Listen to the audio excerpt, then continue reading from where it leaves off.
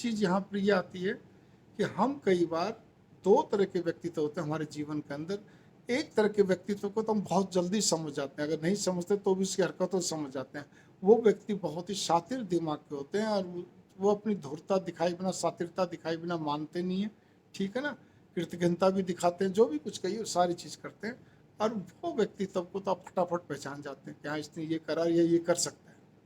लेकिन जो दूसरे तरह का व्यक्तित्व होता है, वो क्या करते हैं, वो आपके साथ किसी प्रकार की दुष्टता ही नहीं करते, वो कोई धूर्तता नहीं करते आपके साथ कुछ ऐसा भी नहीं करते। लेकिन वो आपके बीच में रहते हुए, आपके साथ काम करते हुए, या जैसे भी कुछ समझिए, वो आस पड़ोस है, या आपके क्या कहते हैं सीनियर जूनियर कॉलीग्स कुछ भी हैं, आपके क्या कहते हैं कोई पार्टनरशिप में काम हो रहा है, जो भी कुछ समझ लीजिए, वो किसी भी रूप में हो सकते हैं।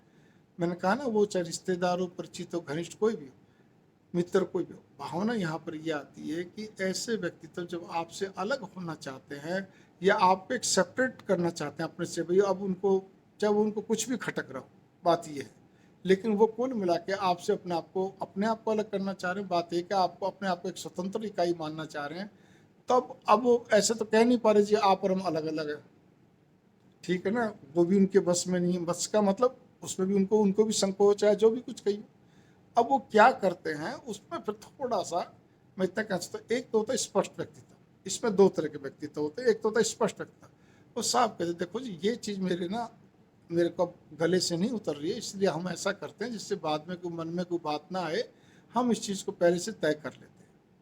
एक तो ये तरीका होता है, जो भी कोई बात हो तय कर लेते हैं सब कुछ, ताकि उससे मन में एक बार तो झटका लगे भले, लेकिन बाद में नहीं लगता, हाँ भी ठीक है हमने बात क्लियर करी, अच्छी बात है, बढ़िया है। एक क्या होता है, वो तय भी नहीं कर पाते हैं, कर नहीं पाते, वो डायरेक्ट इनडायरेक्ट किसी के थ्रू कहलाते हैं, डायरेक्ट तो जल्दी बोल नहीं पाते हैं, ठीक है ना, या फिर चुप लगा जाएंगे जहाँ बोलना होता है और इनडायरेक्ट कहलवाएंगे। तो उस जगह पर या फिर क्या रहता है, कई बार कई लोग ऐसे होते हैं जो कोई ना कोई नशा जो करते हैं, वो नशे के अंदर, और उनको ऐसी बात करनी तो नशे के अंदर बोलेंगे नशा करके, ताकि वो बात में कहते जी हमने तो बात इस ढंग से नहीं की थी, तो नशे में थे। या जो इनडायरेक्ट भी बात कराते हैं वो भी अपनी बात घुमा देंगे कि हम तो ऐसी बात नहीं कही थी, बात का अर्थ का अनर्थ निकला, मैंने तो ये मेरा तात्पर्य ये था। लेकिन जो समझदार व्यक्ति होते हैं वो समझ जाते हैं कि ये क्या कहना चाहते हैं, क्योंकि नशा करने के बाद भी आदमी दिल की बात कुछ ज़्यादा ही बोल देता है, ठीक है ना, ऐसा माना जाता है। तो इसी प्रकार से जो हो सवास में भी इनडायरेक्ट कहलवाते हैं, उनकी भी बात समझ में आती है। कुल मिलाकर वो आपसे अपने आप को हर चीज़ में अलग करना चाह रहे हैं, ये चीज़ है। यहाँ पर एक और मैं उदाहरण, बहुत सॉलिड उदाहरण दे रहा हूँ, पूना का उदाहरण दे रहा हूँ। पूना के अंदर दो पार्टनर, बचपन के चड्डीया, पढ़े लिखे, और मज़े वाली बात यह है कि दोनों ने पार्टनरशिप करी, मकान भी एक जगह बनवाया। ऐसे हो गए जैसे सगे भाई की तरह, बिल्कुल शुरू से सगे भाई से बढ़कर थे। लेकिन उनके बच्चों ने क्या गेम खेला, 40 साल की पार्टनरशिप को उन्होंने क्या कहते हैं बहुत सुनिजी तरीके से लात मार दी। हालांकि उसका बाप, उन बच्चों का बाप कहता रह गया ये मेरा जिगरी दोस्त है, बेटा ऐसा मत करो, ये तुम अनर्थ करो, तुम्हें अगर अलग होना तो मैं लाऊं, मैं बात करता, लेकिन उन्होंने नहीं माना। उन्होंने अपने पिता के दिल को दुखाया और अपने पिता के जिगरी दोस्त भाई समान पार्टनर को उन्होंने बहुत बुरी तरह क्या कहते हैं उन्होंने निचोड़ के रख दिया।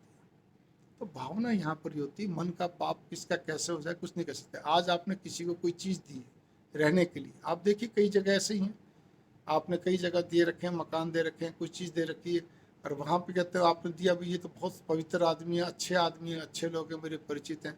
उसके बाद उनका बेटा या पोता जब आगे बड़े होते हैं, लंबे समय तक आप दूर रह रहे हैं, वो कब्जा कर लेते हैं, या आपकी स्थिति ऐसी ले आते हैं भाई इतना लेना तो ले लो, नहीं तो जाओ। ऐसे कई किस्से। तो मन के पाप का किसी का भी नहीं मालूम पड़ता है, सुनिश्चित तरीके से होता है, फिर वो बातें उस पर लाते हैं, कोई अपने बच्चे पे लाद देगा, कोई परिवार पे लाद देगा, कोई किसी ढंग से लाद देगा। उनको किसी को भी इस चीज़ का भी सबको ध्यान रहता है कि इसके परिवार ने हमारे परिवार पर इतने बड़े बड़े उपकार करके, छोटे नहीं बड़े बड़े, जिसके कारण से आज हम सिर उठा के चलते हैं। लेकिन नहीं, अति खुदगर्जी के चलते, स्वार्थ लोभ के चलते वो क्या कहते हैं उन सब चीज़ों को नज़रअंदाज करते हैं। मालूम सब होता है, ज्ञान सब होता है, नज़रअंदाज करते हैं। और नज़रअंदाज करने से क्या रहता है, उनके मन में कोई दया वगैरह नहीं आती। बस वो इतनी दया करते हैं कि वो क्या कहते हैं आपके साथ कोई दुष्टता ही नहीं करते, आपके साथ कोई धूर्तता नहीं करते, बस वो अपने आप को सेपरेट धीरे धीरे करना चाहते हैं। अगर आपके परिवार में से किसी का काम ऐसा पड़ जाए तो वो उनको चाहे लाखों रुपए का फायदा कराए, लेकिन वो आपके लिए 10,000 का फायदा कराते हुए 6 बार सोचेंगे, उसमें भी शायद आगे पीछे कर देंगे। ठीक है ना? नहीं जी, ये नहीं हो सकता जी, ऐसा नहीं हो सकता।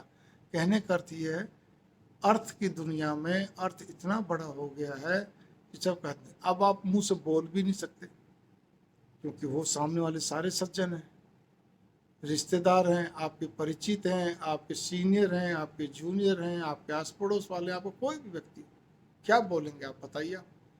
इसीलिए संकोच में ना रहिए, हर छोटी छोटी बात को, पॉइंट को थोड़ा ध्यान में रखिए, बस इतना ध्यान में रखिए, ज़्यादा दिमाग में जोर देने की जरूरत नहीं है।